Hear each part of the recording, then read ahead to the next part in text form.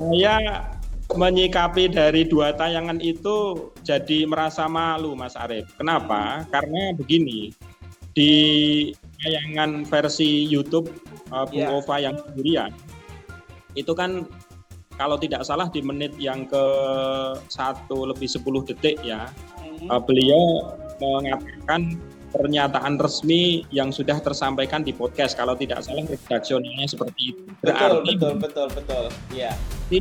Berarti podcast itu diadakan lebih dulu, baru tayangan resmi beliau sendiri yang via YouTube itu sesudahnya. Kalau Ya. kalau dari narasi yang beliau sampaikan kan kita bisa mengambil kesimpulan seperti itu. Podcast diadakan dulu, baru pernyataan beliau sendirian yang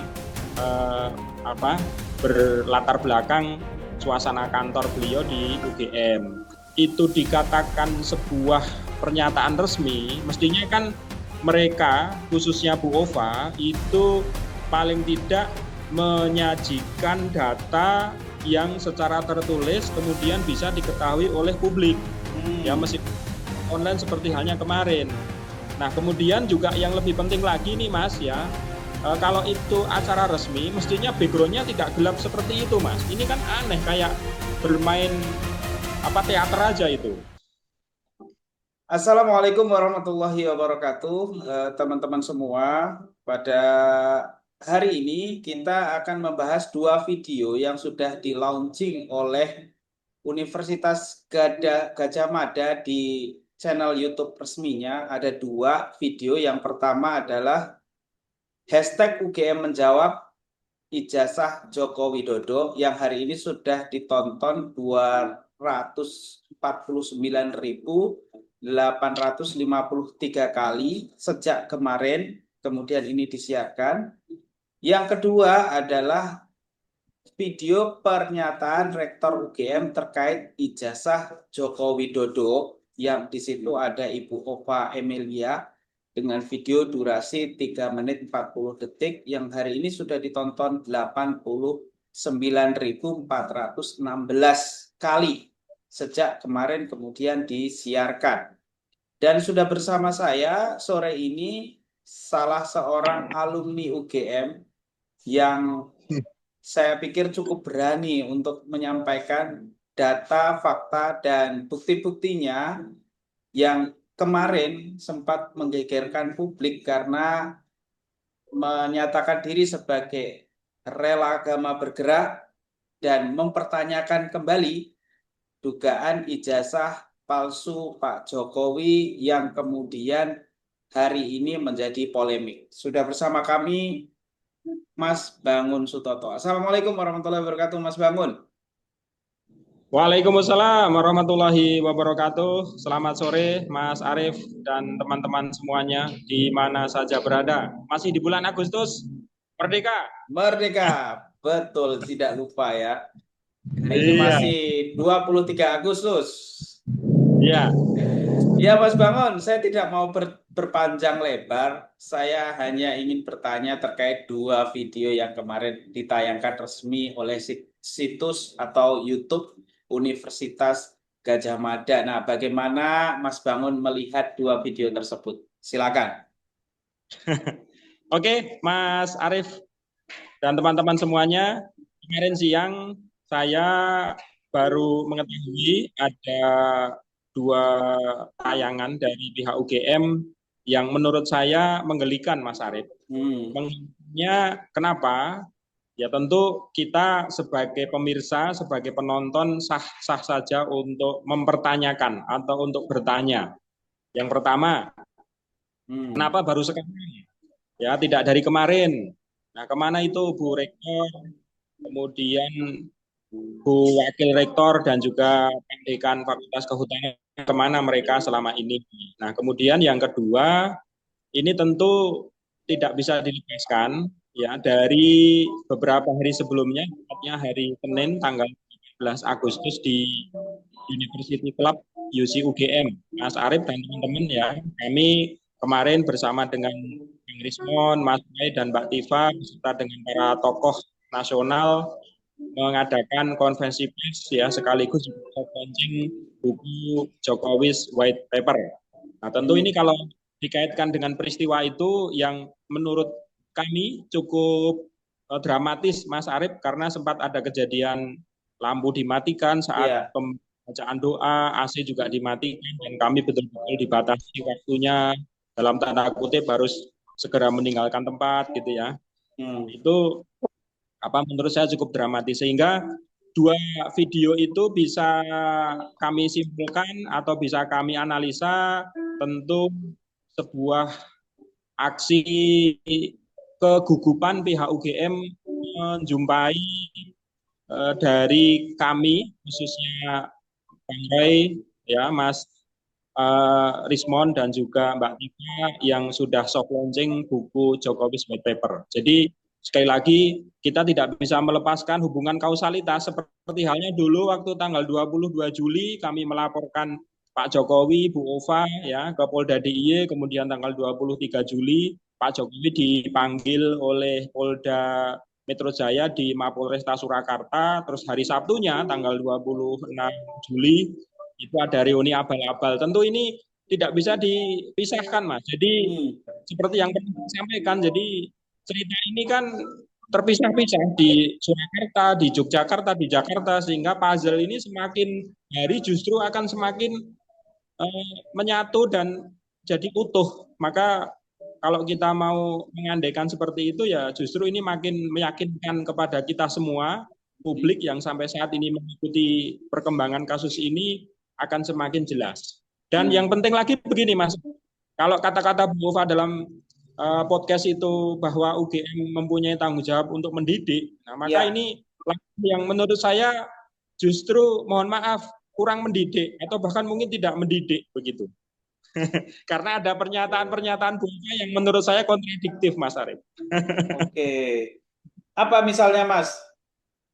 Nah, kontradiktifnya begini. Satu, yang pertama beliau mengatakan bahwa UGM memiliki data yang cukup lengkap dari sejak Jokowi masuk di UGM, kemudian juga sarjana muda, sarjana KKN sampai dengan di wisuda. Nah, itu di dalam podcast beliau, dan kemudian di akhir podcast beliau mengatakan bahwa data-data yang dimiliki UGM saat ini itu ada di kepolisian, karena saat ini memang jelas kasus ini sudah dalam proses penyidikan ya. Itu. Nah, kemudian ada pernyataan beliau juga, Mas Arief, bahwa ketika hak-hak alumni UGM seperti halnya ijazah yang sudah diserah terimakan saat wisuda itu sepenuhnya menjadi tanggung jawab pemilik atau pemegang ijazah tersebut. Nah, ini patut kita pertanyakan. Ketika ada polemik seperti ini, maka di mana tanggung jawab UGM sebagai lembaga pendidikan tinggi yang kata Bu Ova memberi peran untuk mencerdaskan kehidupan bangsa. Padahal UGM ini bukan universitas yang baru, dan UGM ini sudah menjadi milik dunia, tidak hanya Indonesia saja. Maka ini satu hal yang patut kita sayangkan, Mas Arief. Begitu. Oke. Saya kemarin kalau kita lihat, memang kan kalau disebut sebagai sebuah pernyataan secara resmi oleh UGM dengan podcast 3 orang saya lihat di situ, yaitu adalah Bu Wening ya, kemudian Bu Ova Emilia, ada satu lagi Pak siapa namanya itu dari Fakultas Kalau Kehutanan. yang podcast ini adalah Pak Sigit, itu selaku dekan. Dekan dari Fakultas Kehutanan. Kemudian ada hostnya yang saya tidak tahu hostnya itu siapa. Itu adalah Pak Imade Andi Irsana, kalau tidak salah nama lengkap beliau. Itu humas ya. Itu juga tidak fair, mestinya kalau mau fair-fairan ya hostnya dari luar dong. Ya pakai Mas Arief, mungkin dari TV yang sudah terkenal. Iya, ada kejanggalan begini ya. Saya lihat kalau dari sisi perspektif sebagai pers barangkali ya, sebuah pernyataan sikap atau konferensi pers itu kan biasanya menghadirkan pers secara umum, sehingga pers itu bisa menanyakan hal-hal yang memang dirasa menjanggal di masyarakat. Nah, kalau kemarin sangat betul, terkesan sekali sudah diarahkan sejak awal sehingga pertanyaan-pertanyaan menyesuaikan dengan jawaban yang akan nanti disampaikan. Saya kemarin juga lihat betul. tidak ada satupun data dari podcast yang kemudian disampaikan yang kita lihat bersama itu satu data pun yang kemudian ditunjukkan, hanya sebuah pernyataan-pernyataan yang kemudian dari pernyataan itu seolah-olah menyimpulkan bahwa ijazah Pak Jokowi resmi dikeluarkan UGM dan asli. Nah, kalau melihat Iya. perspektif sebagai seorang alumni Universitas Gadjah Mada dan pernah menjadi mahasiswa UGM, melihat itu seperti apa, Mas Bangun?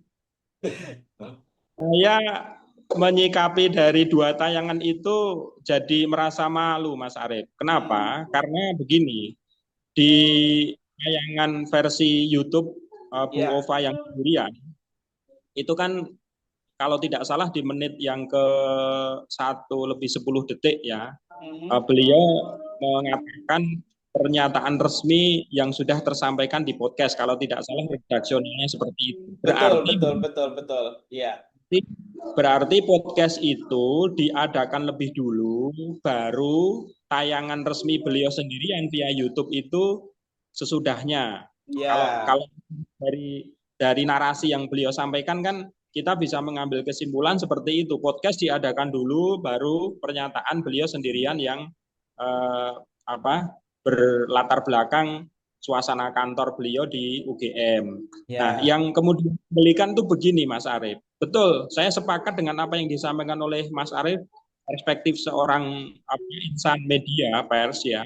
Itu mestinya kalau itu dikatakan sebuah pernyataan resmi, mestinya kan mereka, khususnya Bu Ova, itu paling tidak menyajikan data yang secara tertulis kemudian bisa diketahui oleh publik. Ya, Hmm. meskipun online seperti halnya kemarin. Nah, kemudian juga yang lebih penting lagi nih Mas ya, kalau itu acara resmi, mestinya backgroundnya tidak gelap seperti itu Mas. Ini kan aneh kayak bermain teater aja itu.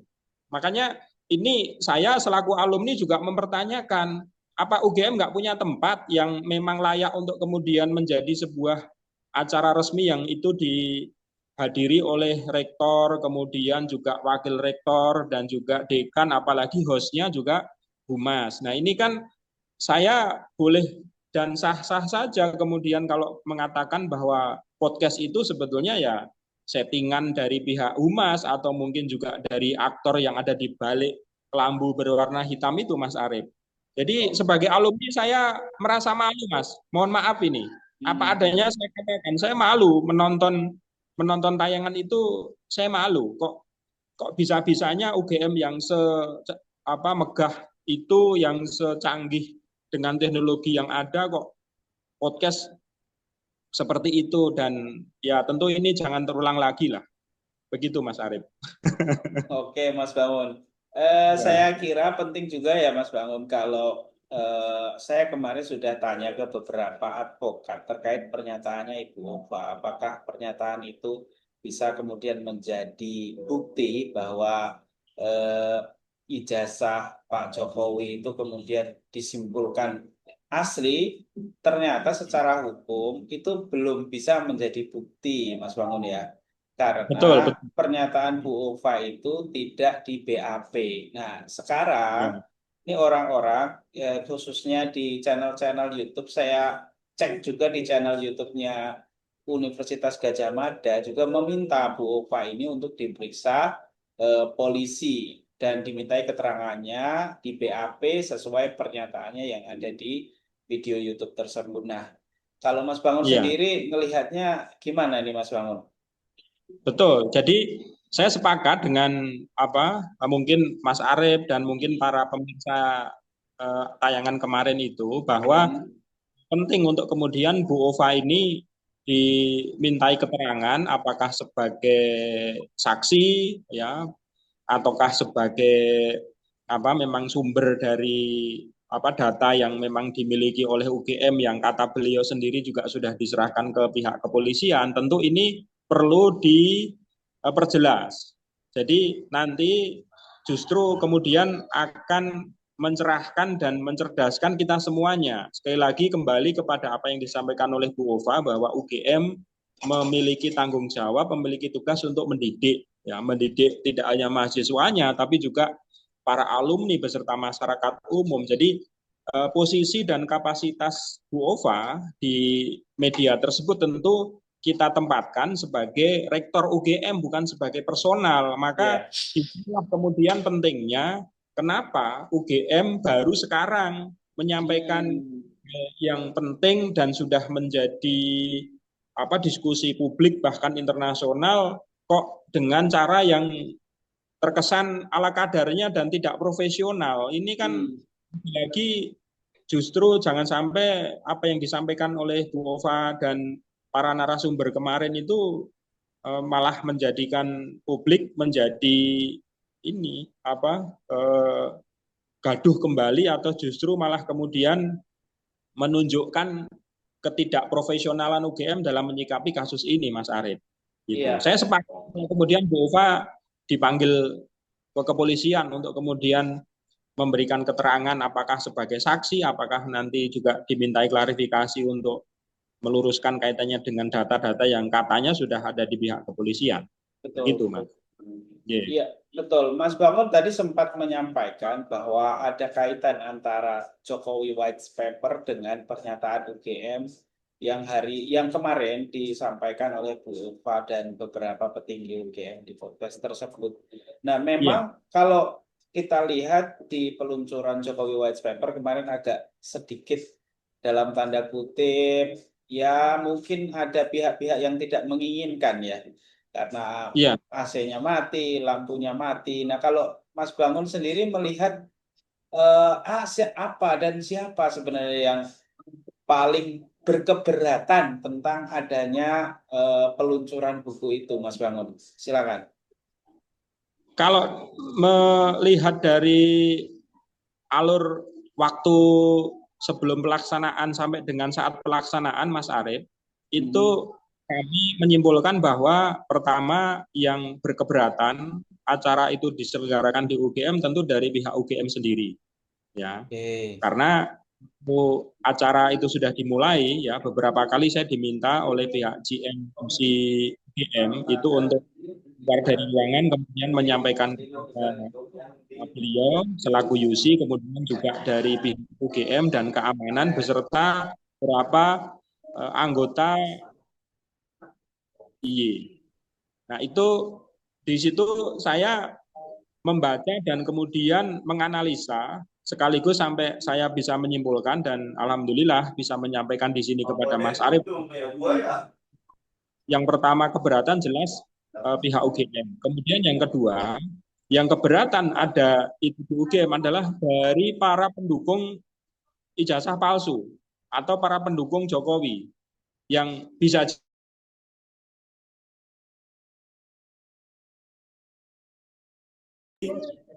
Mas Bangun. Iya, mohon maaf ini kayaknya sinyalnya agak sempat terputus sedikit tadi.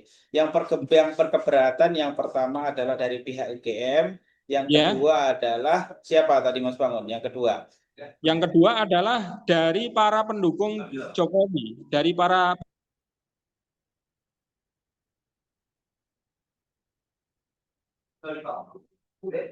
Halo? Wah, sampai kepada para pendukungnya Pak Jokowi, tiba-tiba sinyalnya juga bermasalah di sini, teman-teman. Saya belum memastikan ini ada apa. Apakah di balik podcast kita pada sore hari ini juga ada dalam tanda kutip yang berkeberatan. Mas Bangun. Ya, tadi setiap Mas Bangun sebut para pendukung langsung mati. Begitu. Di luar kuasa saya itu Mas Arief. Iya, makanya saya juga heran ini. Wah, ini ada sesuatu yang tidak tampak tapi berdampak ini rupanya. Iya. Nggak tahu deh apakah di jamming atau seperti apa. Dia aneh juga. Tadi kita lancar-lancar aja sepertinya di awal saya dengarkan dengan baik ketika Iya, menjelaskan soal YouTube yang dikeluarkan dari UGM iya, tadi. Tapi begitu sampai para pendukung tadi tiba-tiba mati semua ini. iya. Oke, silakan Jadi dilanjutkan Mas Bangun. Jadi begini Mas Arief, selama ini kami di lapangan ya sejak sebelum aksi tanggal 8, pasca aksi tanggal 8 Juli, kemudian aksi tanggal 14 Juli sampai dengan pasca aksi 22 Juli laporan ke Polda DIY itu ya para pendukung dan pembela Jokowi itu selalu menggunakan kalimat sakti, loh itu kan sudah masuk ke ranah hukum, loh itu kan sudah di kepolisian, ya sudah serahkan pada kepolisian. Jadi mereka itu mencoba menggiring opini publik ya, memframing ya, kami juga sekaligus memframing publik ya, masyarakat itu bahwa ya sudah ini di ranah publik apa di ranah hukum ya sudah serahkan ke kepolisian.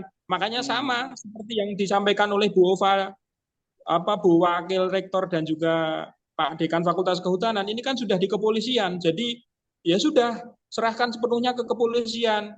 Gitu. Jadi dalihnya itu bahwa lagi-lagi mereka berlindung di balik status dan posisi aman kasus ini sudah masuk ranah hukum dan sudah ditangani pihak kepolisian. Nah, sementara saat ini Mas Arief dan teman-teman justru polisi sendiri saat ini yang menurut saya kebingungan ini. Ya, Karena apa? Ya buktinya apa yang disampaikan oleh Dirtipidum ya dulu ya menampilkan foto kopi ijazah yang ternyata itu setelah dianalisa juga insya Allah terjawab di buku apa Bang Rismon, Mas Roy dan Mbak Tifa itu Mas Arief. Jadi sekali lagi kenapa kemudian pihak UGM ya pimpinan UGM dan juga para pendukung dan pembela Jokowi ini menjadi ketakutan ya karena buku itu yang sekali lagi didapatkan oleh mereka bertiga dengan data dan fakta di lapangan kemudian disusun berdasarkan sistematika akademik itu kan mencerminkan ciri akademisi yang itu kalau misalkan mau dikembalikan dalam ranah dunia akademis Mas Arief kan bisa dibedah, bisa dianalisa, bisa diuji ya. Jadi kalau kemudian Bang Rismon sebagai pakar digital forensik nanti juga mungkin pakar digital forensik yang lain mau menguji kan juga bisa. Monggo. Makanya Bang Rismon dalam beberapa kesempatan juga sampaikan buku ini siap untuk dibedah, buku ini siap untuk debat. Ayo kita adu data ya berdasarkan fakta-fakta ilmiah yang kemudian itu akan mencerdaskan semuanya. ya. Itu kan keren. Iya. Jadi data ya dibalas dengan data, buku dibalas dengan buku, jangan dibalas dengan narasi. Makanya kan ini memalukan bagi kami. Buku kok dibalas dengan narasi tayangan podcast dan YouTube yang tidak nyambung menurut saya. Kan Oke, memalukan. Iya. ya, artinya memang apa namanya tadi berkaitannya cukup besar ya antara apa yang dilakukan teman-teman dalam bedah buku Jokowi Undercover. Jokowi Undercover, Jokowi White Paper. Saya jadi ingat Ya, buku Jokowi Undercover. Kalau dulu di buku Jokowi Undercover itu sempat itu dilarang untuk diedarkan ya, khususnya Jokowi ya, Undercover 1. Kemudian hari ini Jokowi Undercover 2 saya lihat di online-online juga sudah banyak. Saya tidak tahu apakah itu diizinkan oleh pemiliknya atau tidak, tapi yang jelas sudah banyak. Nah, hari ini Jokowi White Paper yang ditulis oleh RRT ya, yaitu Roy ya, Suryo, Rismon dan Tifauzia Tiasuma. Dan ya, betul sekali. itu Iya. saya pikir lebih komprehensif dan lebih apa ya lengkap karena penulisnya semuanya adalah lulusan UGM dan Iya, semua penulisnya adalah peneliti ya dokter. Nah, Mas Bangun, ya, saya ingin melihat pandangan Mas Bangun setelah hari ini. Kita lihat terakhir kemarin hari Jumat itu Bang Rismon, kemudian ada 3 orang yang lain yang kemudian diperiksa di Polda Metro Jaya. Jadi total hari ini sudah ada 12 SPDP itu ditambah dengan 4 saksi. Jadi total ada 16 hari ini yang kemudian sudah diperiksa di Polda Metro Jaya. Dan sampai dengan hari ini kita belum mendapatkan hasil dalam tanda kutip ya yang signifikan soal itu. Dan Bang Rismon kemarin juga akan ada pemeriksaan lanjutan nanti di hari Senin. Gitu. Nah, melihat polemik yang sudah semakin jauh dan kita belum melihat dalam tanda kutip ya ijazah yang secara real itu seperti apa harapan dari Mas Bangun untuk menyelesaikan persoalan ini dan apa yang bisa kita ambil pelajaran dari polemik yang akhir-akhir ini sudah membuat ribut dalam tanda kutip ya di media sosial. Silakan Mas Bangun. Ya. Terima kasih Mas semuanya. Yang pertama tentu sebagai warga negara Indonesia kita harus menghormati dan mentaati proses hukum yang sudah berjalan. Karena itu ya, saya optimis, saya yakin ya Mas Roy, Bang Rismon dan Mbak Tifa beserta para saksi serta beserta para terlapor yang lain itu akan kooperatif menjalani setiap proses yang memang harus dilalui. Itu seperti itu. Ya. Kemudian yang kedua, saya secara pribadi juga mewakili ya teman-teman alumni yang lain yang saat ini juga sering membersamai Bang Rismon, Mas Roy, Mbak Tifa dan teman-teman itu saya meminta dan mengajak Polri yang punya slogan polisi untuk masyarakat itu untuk bekerja berdasarkan slogan presisi dan profesionalisme menjunjung asas ya keterbukaan dan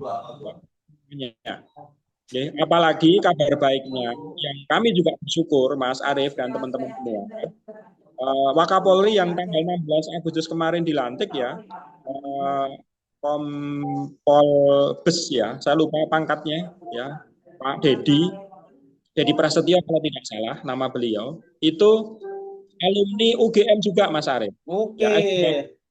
Ya, alumni UGM dari humaniora UGM ya. Dan menariknya Mas Arief dan teman-teman semua, beliau ini sudah beberapa kali menuliskan buku. Nah, ini menjadi sebuah optimisme bagi kami ya sebagai warga negara, sebagai masyarakat biasa bahwa dengan kehadiran ini akan menjadi kabar baik untuk proses yang sudah berlarut-larut ini, Mas Arief. Nah, kemudian yang ketiga, tadi Mas Arief bertanya, apa sih yang kemudian hikmah bisa kita ambil di kasus ini? Itu bahwa yang namanya kejujuran itu menjadi pintu untuk kita melangkah selanjutnya dalam hal apapun. Ya, apalagi ini berkaitan dengan ranah akademis. Ya, ijazah itu adalah salah satu legasi akademis seseorang, yaitu lulus TK, SD, SMP, SMA, perguruan tinggi, ya sampai gelar dokter itu menjadi legasi akademis. Sehingga penting untuk kemudian kita lagi-lagi mengingat apa yang disampaikan oleh Bu Ova bahwa upaya memiliki tanggung jawab untuk mendidik, maka mari bersama-sama kita tegakkan ya pendidikan yang itu menjadi salah satu tiang ya mengisi kemerdekaan Republik Indonesia ini berprinsip pada keterbukaan dan kejujuran. Karena dengan keterbukaan dan kejujuran itu maka keadilan sosial bagi seluruh rakyat Indonesia insya Allah akan terwujud, Mas Arief. Nah, pentingnya di situ. Hingga dan ini pentingnya lagi, Mas Arief, kejujuran itu tidak bisa dilihat dari jumlah pendukungnya atau berapa banyak yang hadir saat ada acara. Ya, jadi satu orang jujur, misalkan nih, saya berandai-andai Mas Arief dan teman-teman semua, Andaikan misalkan Bu Ova jujur, ya memegang teguh prinsip sebagai seorang akademisi, itu insya Allah akan menyelesaikan polemik ini. Atau Pak Jokowi misalkan jujur, ya tentu juga akan menyelesaikan polemik ini. Atau misalkan pihak kepolisian lah jujur, yuk sesuai dengan data dan fakta yang mereka punya. Data-data yang ada pada mereka itu tidak lengkap atau tidak valid, ya, tidak otentik, ya, tapi dikatakan identik, ya katakan apa adanya. Contoh, waktu Pak Jokowi diundang oleh Polda Metro Jaya di Purwakarta, nah itu kenapa yang disampaikan ijazah SMA dan ijazah S1, sementara tidak ada konversi pers dari pihak kepolisian, ya, bahwa kami sudah menyita, mana wujudnya, kan paling tidak ditunjukkan. Lah ini penting untuk kita semuanya. Jadi kasus ini lagi-lagi menjadi titik tolak atau tonggak sejarah baru di hari ulang tahun kemerdekaan Indonesia yang ke-80 ini. Kejujuran itu amat sangat penting dan tetap harus ditegakkan. Lampu boleh mati, AC boleh mati, tapi jangan sampai kejujuran itu mati, Mas Arief. Oke, keren banget itu yang terakhir ya. Oke, Mas Bangun, terima kasih banyak Mas Bangun waktunya sore hari ini, dan mudah-mudahan ini jadi pelajaran yang penting juga untuk masyarakat kita ya, yang hari-hari ini sedang krisis, baik dari sisi krisis ekonomi, ada juga krisis moral, juga krisis kejujuran. Dengan ditangkapnya banyak sekali yang ditangkap oleh KPK akhir-akhir ini karena orang-orangnya itu tidak jujur dan tidak bertanggung jawab. Ya, begitu. Dan begitu Mas Arief. Ya. Ini closing statement ya. Ya, silakan. Jadi salah satu usaha ikhtiar kita belajar untuk jujur, ya, dan juga untuk memegang teguh kejujuran, itu membaca buku Jokowi's White Paper. Nah, ya, bagi yang ada dana silahkan beli, bagi yang dananya ngepres patungan. Nah, nanti membaca. Iya. Jadi hampir tiap hari Mas Arief itu banyak yang masuk tanya kapan seminarnya, kapan bedah bukunya, di mana. Ada yang dari luar Jawa, ada yang dari Aceh, dari Medan, dari Jakarta. Wah, dari mana-mana, Mas. Nah, ini sudah menunggu. Karena itu mari jadikan launching buku Jokowi White Paper itu menjadi momentum untuk kita belajar tentang kejujuran. Seperti yang pernah disampaikan oleh Bang Rismon dan teman-teman, ya. Peneliti itu boleh salah, tapi peneliti nggak boleh. Artinya apa? Peneliti boleh salah, tapi peneliti tidak boleh jujur, kan begitu. Betul. Iya, dan kan? menurut jujur lah gitu kan. Iya. Menurut informasi sih tanggal 26 ya ofisialnya, tapi saya belum pastikan. Kemarin ini masih update ini Mas. Jadi karena kan memang berpacu dengan waktu untuk finishing buku yang memang dikejar oleh para pemesan yang nggak tahu nih sampai hari ini sudah berapa ratus atau berapa ribu ini yang jelas. Tiap hari ada yang transfer ini di officialnya Diva dan teman-teman ini. Oke, baik. Terima kasih teman-teman. Terima kasih Mas Bangun, dan silahkan baca buku Jokowi White Paper ya nanti ketika itu keluar, karena itu adalah salah satu dari kemerdekaan akademik, itu bagian dari hasil karya ilmiah dan itu bisa dinikmati seluruh masyarakat Indonesia. Nah, bagi yang berkeberatan silahkan tanggapi juga dengan buku, sebagaimana dulu Pak SBY ketika ada buku Gurita Cikeas, kalau masih ingat teman-teman, dulu Pak SBY juga menulis buku bantahannya tentang buku Gurita Cikeas. Dan hari ini ya mudah-mudahan dengan ada Jokowi White Paper adalah tulisan dari mungkin Pak Jokowi sendiri nulis gitu tentang jawaban. mungkin Ataupun- pembelanya ataupun ya mungkin UGM sendiri Mas, harusnya begini. Nah ini penting Mas Ya, Arief. ya, ya. Pak Dekan Fakultas Kehutanan kan kemarin waktu ditanya oleh Pak Andi selaku humas itu selaku host kan mengatakan kenapa itu di apa data milik UGM yang tercantum hanya data milik Pak Jokowi gitu ya, data skripsinya ya. Di OT thesis dissertation ya. Itu Pak Sigit bilang, nah ini kan sebagai kebanggaan UGM karena ada salah satu alumninya yang menjadi presiden. Nah, kalau memang menjadi kebanggaan mestinya ya dibukukan sekalian versi UGM kan Oh begitu, iya, Mas. betul. Iya, itu Betul, baru keren namanya. Dan betul. dan ini sekali lagi bagi teman-teman yang sudah pesan, yang sudah nanti membaca, jangan lupa, yuk kita bedah bareng-bareng. Kita buktikan nih apa ke kepakaran dari mereka bertiga, ya Mas Roy, Bang Risman dan juga Mbak Tifa. Jadi kita fair ya, kita gentle untuk membedah buku itu berdasarkan data dan fakta dari yang sudah disajikan oleh mereka, juga nanti akan terjadi dialektika dan itu akan mencerdaskan bagi semuanya. Oke. Mas Arief. Baik, terima kasih Mas Bangun atas waktunya. Terima Ya, kasih teman-teman yang sudah menonton. Wassalamualaikum warahmatullahi wabarakatuh. Waalaikumsalam warahmatullahi wabarakatuh. Merdeka. Merdeka.